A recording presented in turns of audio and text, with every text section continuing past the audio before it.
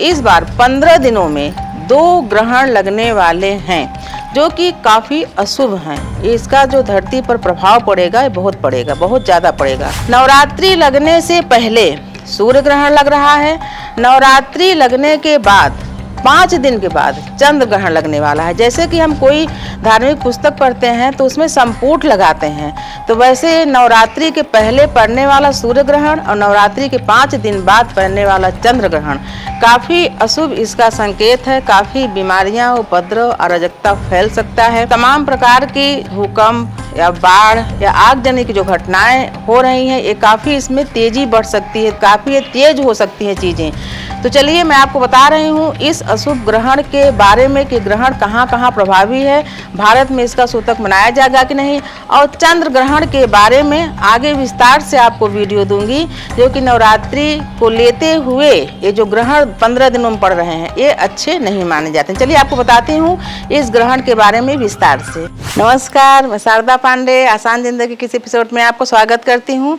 आज मैं आपको बताऊंगी सूर्य ग्रहण के बारे में। वैसे तो त्योहारों का भी समय चल रहा है, बहुत सारे त्योहार इस समय चल रहे हैं, लेकिन इसमें ग्रहण भी पड़ रहा है। तो आपको बता रही हूँ ग्रहण के बारे में कि इस साल 2023 में अपने धरती धाम पर, भूमि मंडल पर 4 पूरे ग्रहण लगने वाले हैं। जो कि 20 अप्रैल 2023 को सूर्य ग्रहण लग चुका है जो कि विदेशों में था।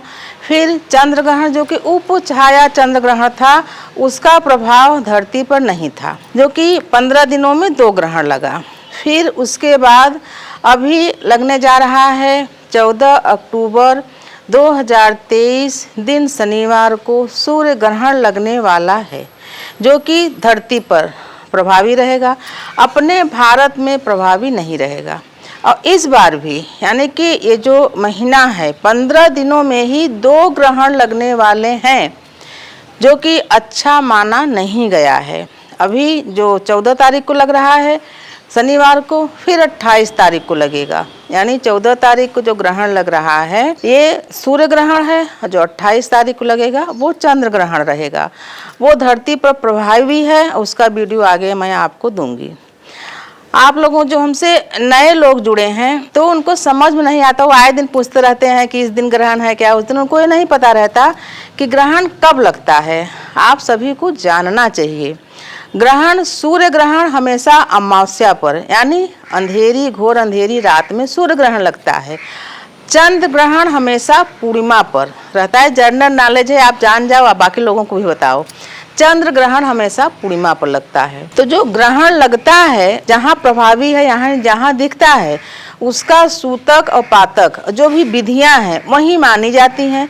जहाँ दिखता नहीं है, लगता नहीं है, वहाँ मानना नहीं जाता। वैसे तमाम कई बार ऐसा भी हुआ कि अपने भारत में भी जो ग्रहण, चंद्र ग्रहण या सूर्य ग्रहण, हमारे 50 साल के जीवन का अनुभव है, सूर्य ग्रहण चंद्र ग्रहण लगे हैं, तो भारत में भी यहाँ दिखेंगे, वहाँ नहीं दिखेंगे। तो जहाँ दिख रहे हैं वहीं सब मान्यता है, जहाँ नहीं दिखते वहाँ मान्यता नहीं मानी जाती है सूतक पातक का। जैसे जब चंद्र ग्रहण लगते हैं, चंद्रमा पर जब ग्रहण होता है तो 9 घंटे पहले सूतक मानते हैं, सूर्य में 12 घंटे पहले मानते हैं। तो इस बार क्योंकि नहीं है, फिर भी हमारे जो सब्सक्राइबर हैं आसान जिंदगी के, हमारे जो व्यूवर हैं वो विदेशों में भी हैं। तो इस बार जहाँ जहाँ सूर्य ग्रहण लगने वाला है तो जो हमारे सब्सक्राइबर हैं हम उनको सावधान करना चाहेंगे। बहुत सारी माताएं, बहनें, बेटियां हमसे जुड़ी रहती हैं, प्रश्न करती रहती हैं कि हम कनाडा में हैं, हम अमेरिका में हैं, हम यहाँ हैं, तो सूर्य ग्रहण वहाँ के हिसाब से, यानी कि जब यहाँ दिन रहता है तो वहाँ रात, समय बदलाव है समय से, तो यहाँ कब लगेगा और हमको क्या सावधानियाँ रखनी चाहिए तो उनको बताते हैं। तो जिन जिन देशों में लगने वाला है तो वो मैं आपको आगे बताऊंगी, पर जिन जिन देशों में लगने वाला है उन देशों में माताएं बहनें क्या करें ये बता देती हूँ। तो जो ये 15 दिनों में जो 2 ग्रहण पड़ते हैं ये शुभ नहीं माने जाते हैं, अशुभ माने जाते हैं। यानी पूरे धरती मंडल के लिए, यानी जो सूर्य हैं, चंद्रमा हैं, ग्रह, नक्षत्र और तारे हैं, ये इनका विभाजन नहीं किया गया है। भले दिन रात अलग अलग समय में होता है, ये सभी पर वैसा ही प्रभाव डालते हैं।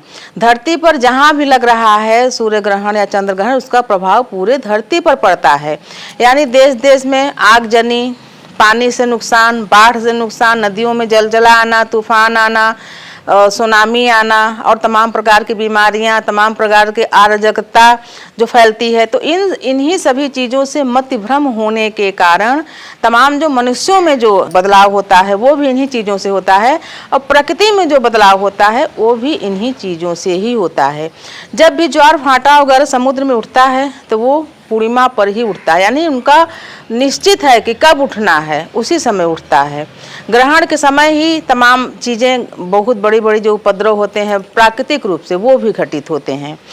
तो आपको मैं अब बता रही हूँ, जो विदेशों में हमारे फॉलोवर हैं, सब्सक्राइबर हैं, माताएं बहनें बेटियां, उनको मैं बता रही हूँ जो अपने ही भारत की हैं और विदेशों में रह रही हैं, जो पहले के लोग बसे हैं, यानी जो आज के 50 साल पहले जाके विदेशों में बसे हैं, वो तो बहुत ही नियम से वो सब चीज़ें करते हैं। लेकिन जो अभी नए नए 10-20 साल पहले या 5-6 साल पहले जो गए हैं, तो वो यहाँ भी नहीं कर पाए कुछ, मतलब नहीं जान पाए, उनके माता पिता नहीं बताए पढ़ाई लिखाई के चक्कर में, और वहाँ जाके वो कुछ नहीं कर पाते, तो नाना प्रकार की परेशानियों में घिरे रहते हैं। यहाँ तक कि यहाँ माता पिता को ही नहीं अच्छे से निभाते तो बच्चों को क्या बताएंगे। तो वो लोग जब पूछते हैं तब हम इस वीडियो को बना रहे हैं कि कहाँ कहाँ लगेगा आगे बताऊंगी, पर जहाँ जहाँ लगेगा वो बहन बेटियाँ क्या करें, विशेषकर जो गर्भवती माताएँ हैं, जो अभी प्रेग्नेंट हैं, उनको क्या करना चाहिए। तो ऐसे में जब ग्रहण लगने वाला हो तो 12 घंटा तो कोई मान नहीं सकता है, तो आप ग्रहण का जब छुए, यानी ग्रहण जब लगना हो उसको 2 घंटे से पहले से आपको करना चाहिए कि कोई काटने, छीलने, तोड़ने वाला, फोड़ने वाला काम ना करें। जैसे सब्जी काटना हुआ, छीलना हुआ, या साग सब्जी जैसे पेड़ों से तोड़ना हुआ, या नारियल फोड़ना हुआ, या सिलाई बुनाई कढ़ाई, ये सब बंद। रसोई में जाके खाना बनाना हुआ, ये सब चीज़ें नहीं करना चाहिए। उस अवधि में न तो खाना बनाना चाहिए, न तो खाना खाना चाहिए।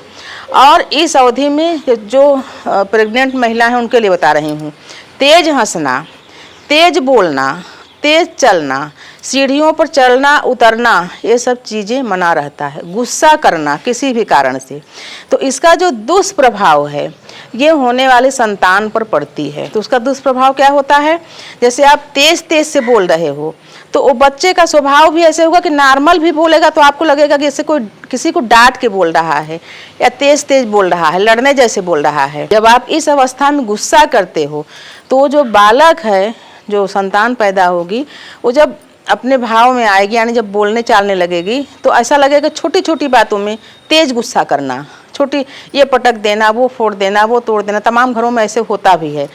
तो जो नहीं जानते, अज्ञानतावश ऐसे करते हैं, तो उन्हीं बच्चों में ये दुष्प्रभाव आता है। जैसे कि तेज तेज हंसना, किसी भी बात पर ठहाका लगाना, तो ये सब चीज़ें इसीलिए मना होती हैं।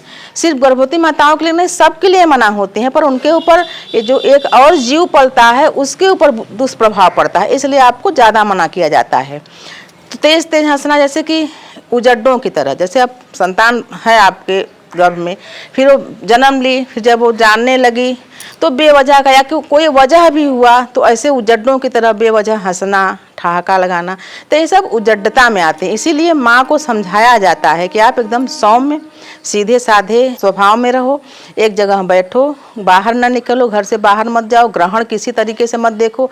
तमाम लोग कुछ कुछ उपाय करके ग्रहण देख लेते हैं कि देखना चाहिए, बिल्कुल नहीं देखना चाहिए ग्रहण। उसके अलावा कोई भी धार्मिक पुस्तक पढ़ें जो आपको पसंद हो, गीता भागवत पढ़ें या भागवत कथा टीवी पर सुने, अच्छी चर्चा करें। भगवान का जो कमरा है उसको बंद कर दें, वहाँ आवाजाही न करें। अमावस्या के दिन जो ग्रहण लग रहा है बंद रखें। जब मोक्ष हो जाए, आगे बताऊंगी कब मोक्ष होगा, जब मोक्ष हो जाए तो अगर नहा सके तो नहाए, नहीं तो गंगा जल अपने ऊपर पूरे घर में छिड़कें। और दूसरे दिन अच्छी तरह से भगवान के कमरे का साफ सफाई करके नहा धो के, क्योंकि अगले दिन नवरात्रि शुरू हो जाएगा, फिर देवी दुर्गा का कलश सहित 9 दिनों तक पूजा करें। तो आप बिल्कुल सावधान रहें। हमारे भारतवासी जो हैं उनको कहीं भी किसी भी तरह से सूतक पातक का कोई नियम नहीं निभाना है। तो अब ये आप जान लें कहाँ कहाँ ग्रहण लगने वाला है। तो उत्तरी अमेरिका में लगेगा, उसके अलावा Canada, Mexico, Argentina, Peru, Cuba, Colombia और ब्राज़ील में, अफ्रीका में भी लगेगा। मतलब इसका दिखेगा, इसका प्रभाव भी पड़ेगा। और वो सभी मान्यताएं आपको माननी चाहिए जो ग्रहण के दौरान मानी जाती हैं। तो आपको बता रही हूँ कि भारतीय समयानुसार 14 तारीख को ग्रहण का जो शुरुआत होगा भारतीय समयानुसार 8:34 से लगेगा। ये रात का समय बता रही हूँ।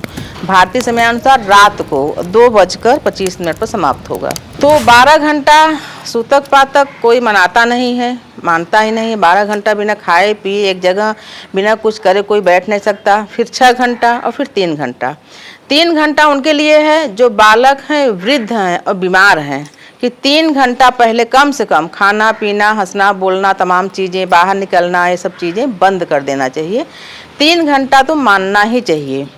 अन्न ग्रहण नहीं करना चाहिए। कहते हैं ऐसे में जो अन्न ग्रहण करता है उसको महापाप लगता है। यानी कि जो ग्रहण लगता है, सूर्य कौन है? सूर्य हैं पिता, जो प्रकाश धरती पर डालते हैं तो उसी से हर चीज़ उपजती है, तो वनस्पति, तो उसी से सभी जीव जानवर सहित मनुष्य भी भोजन प्राप्त करते हैं। और भोजन की व्यवस्था कौन करता है? पिता।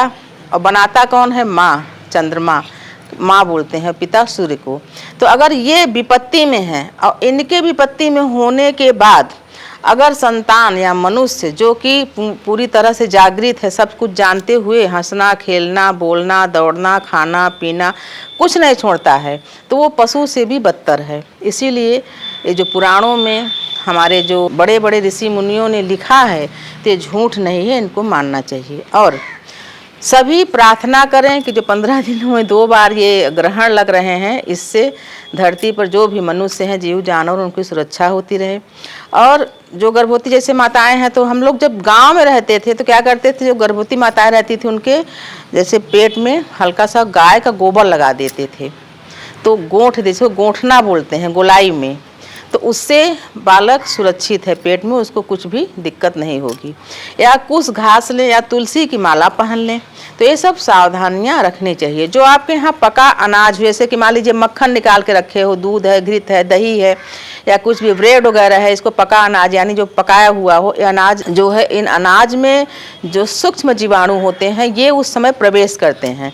तो इन सब जगहों में या तो तुलसी का पत्र रख दें, पत्ती, या कुछ घास रख दें। मान्यता यह है कि जब तुलसी का पत्ती हम उस पर रखते हैं तो जो जीवाणु होते हैं वो तुलसी के पत्ती पर ही आकर आसपास में बैठे रहते हैं, अंदर नहीं घुसते।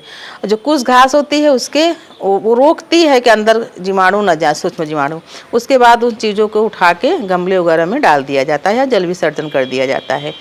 तो आपको मैं सूर्य ग्रहण के बारे में बताई हूँ कि आपको डरने की आवश्यकता नहीं है। जो भारत में है, जो हमारी बहनें माताएं बेटियां जो विदेश में हैं, भारत से विदेश गई हैं, वो बहुत प्रश्न करती हैं, तो उनके लिए ये वीडियो बनाई हूँ कि आप लोग सुखी और सुरक्षित रहने के लिए इन चीज़ों को मानें और करें। और आपके साथ साथ आपकी जो होने वाली संतान है वो भी आपके ऊपर ही निर्भर है। आप जो करोगे उसका प्रभाव उसके ऊपर पड़ेगा, तो आप उसको भी सुरक्षित रखें। और आगे जो भी वीडियो, जो भी पर्व आ रहे हैं, सभी के वीडियो हम आपको देंगे। हमारे चैनल आसान ज़िंदगी को आप लोग सब्सक्राइब कर लें, सभी वीडियो हैं आपको मिलते रहेंगे। तो आप ऐसे ही सुखी संपन्न और स्वस्थ रहें, बने रहें आसान ज़िंदगी के साथ। तब तक के लिए नमस्कार।